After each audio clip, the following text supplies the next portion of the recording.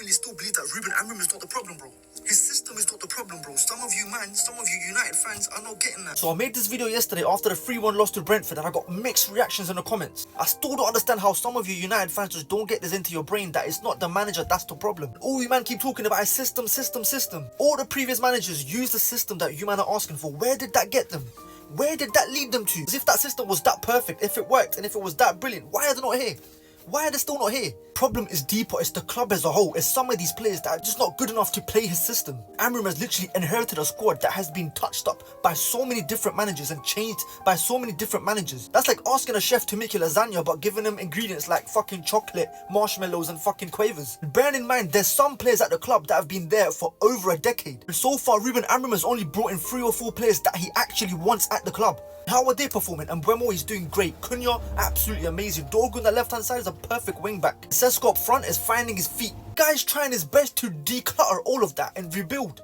Obviously it's gonna take time. And all you man ask for is a rebuild. Rebuild, it takes time. Everything can't just be fixed in one transfer window. For example, he needs another centre back because Harry Maguire and Luke Shaw, they should not be at the club. He needs 2 new defensive midfielders. Bruno Fernandes can't play there. Ugarte, he's shit. Casemiro is too old. Mainoo's the only one there. If you talk about right wing back, the only person he has there is Diogo Dalot, who's absolutely terrible.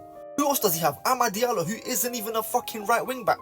That guy's an out and out attacker, just filling in the space. Before you man told me that 4 at the back formation, that system worked for other managers at the club. They were a bit successful in their first season. That's the new manager bounce. That's what these players do, bro. They get a manager sacked, they get a new manager bounce, and then what happens afterwards?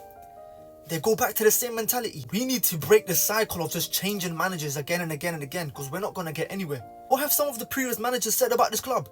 Jose Mourinho literally said this was the hardest job he's ever taken on. Ralph Rangnick, he literally said this club needs to open heart surgery. If these men are reiterating this all the time, there's obviously some deeper issues at the club. Always scapegoating the manager. We're literally up there with the most chances created this season. Is it Ruben Amorim's fault that some of these players can't take the chances? They can't score.